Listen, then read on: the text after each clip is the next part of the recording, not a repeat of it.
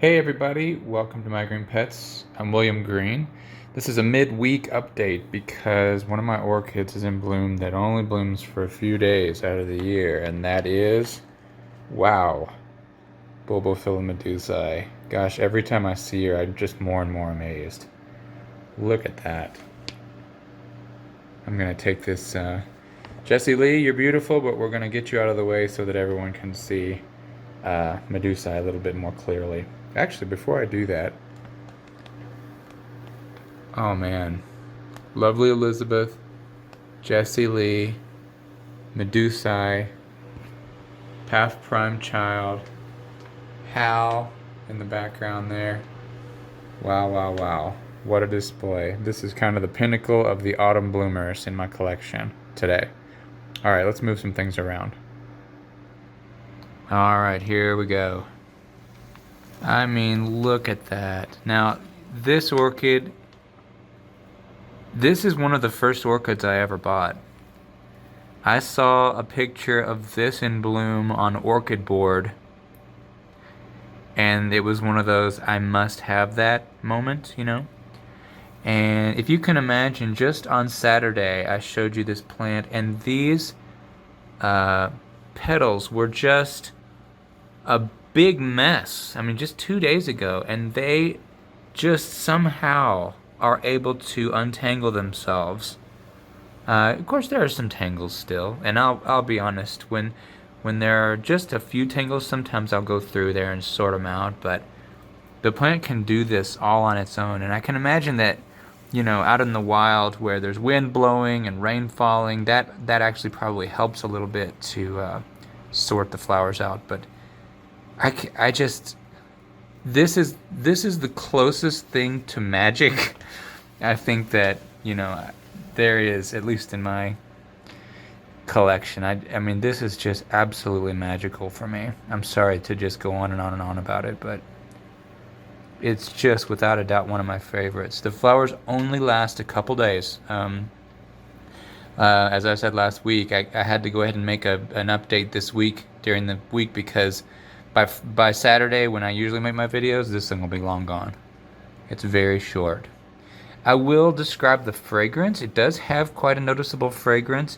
There are some medusae with a terrible fragrance. There was one in the greenhouse. It smelled like stinky socks, just pungent and awful.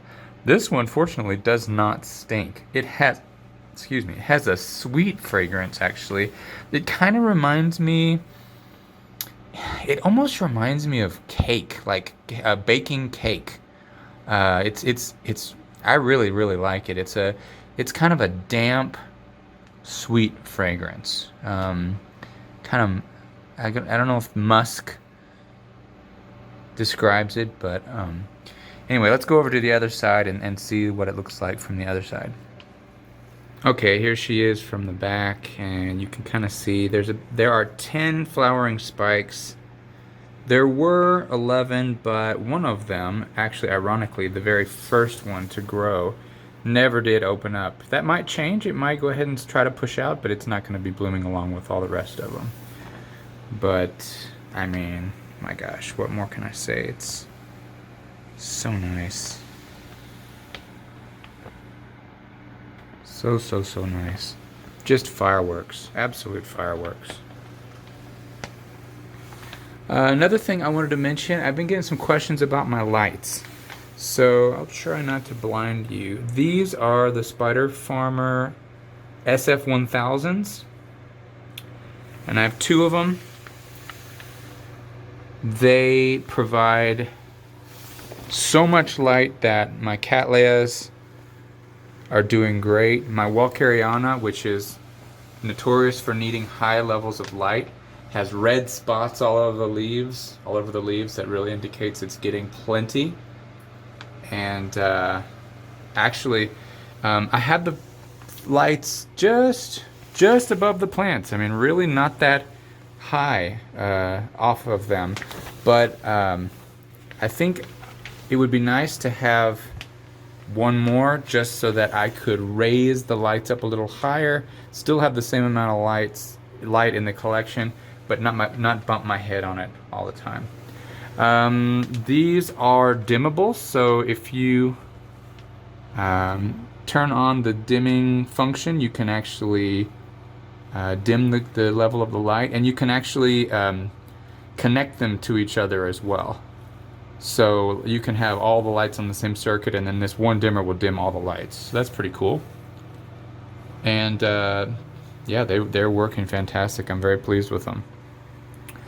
Another thing I wanted to mention was that about a month ago, I talked about wanting to honor the people, the people from which Cattleya rex, I'm not saying this properly.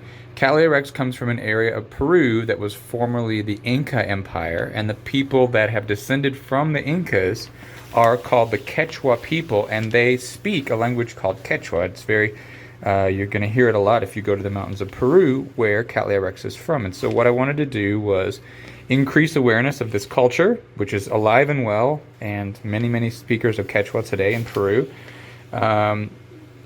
But I also wanted to give all of my plants a clonal name, just for fun, right?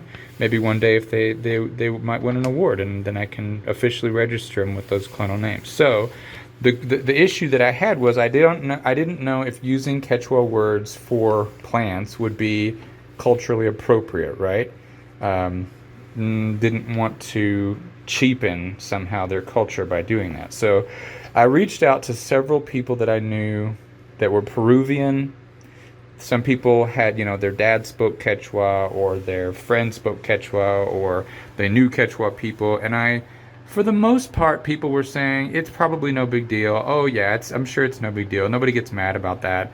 I left a comment on a YouTube video about the Quechua language, and somebody responded and said, yeah, no one gets mad about that. I speak Quechua and it's fine. So I was getting more or less positive feedback, but there was still a little bit of doubt. I kind of wanted something a little bit more official. So I happened to be browsing through the internet, and I found a blog about Quechua language relating to ancient Incan astronomy. And I read this blog, and I emailed the person who wrote it. And it turns out that this person is an authority on, I'm not going to mention his name because I haven't asked to use it yet, but I'm going to get in. I just realized that I need to get in touch with him so I can actually tell you who this was. But basically, this person is an authority on Incan astronomy. He speaks Quechua fluently. And he said, I sent him a picture of the Cattleya rex, and he goes, what better way to honor the Quechua culture than with such beautiful flowers, and even more that they are from the Andes valleys. So he just gave me this, talk about a thumbs up. He gave me just this rich reinforcement that this would be a great project, and he even gave me some different ways to use the Quechua language that would make more sense to name the plants. So that's it. So I'm gonna apply those names, those clonal names, to each one of my Cattleya rex, and then we'll talk about those in another video. But I just want to let you know that I got the thumbs up on that from a very, very distinguished source. I'm super thrilled about it, and I'd like to actually tell you who it is, because it's really, really cool who he is and what he does. Anyway, so that's cool. And then let's see, the last thing I want to tell you about is so if we go back to 2013, when I made my first My Green Pets video, you will see a slipper orchid. It is a beautiful slipper orchid. It is like a villosum, graytrixianum type, kind of a copper color with a white lid, speckles. Anyway, it's the first slipper orchid I ever bought. And at that time, I was living overseas. I was living in France. And of course, I love that. I had about 4 orchids in my apartment there. And when I came back to the United States, unless you have certain phytosanitary certificates, you cannot just bring plants back. You can try, but if customs find them, they will be destroyed. And I couldn't bear to take that risk. So fast forward 7 years later, my friend in Paris who I gave my plants to sends me this picture. I'm going to put it up for you now. This little Paph, 7 years later, is blooming again. He was not a person who really took care of plants. He didn't really know much about orchids or anything like that. But he took my plants and he has kept it alive for 7 years, and it finally bloomed for him. Now, obviously, you know, that's not the ideal situation. It should bloom more often than that. But the thing that just touched me so much was, one, I never thought I was going to see that plant again. I never thought I was going to see it again, especially in bloom. And then, you know, just to know that he's been caring for it for 7 years and it finally bloomed for him, it just like, it was such a moving thing. So I wanted to share that with you as well. So that's it for today's update. I wanted to just really share this with you. Just one of my most favorite special plants, Bulbophyllum medusae. And I'll see you again on Saturday. I'll do my regular weekly update on Saturday or Sunday. So until then, thank you guys for tuning in. Take care, happy growing, and we'll see you later.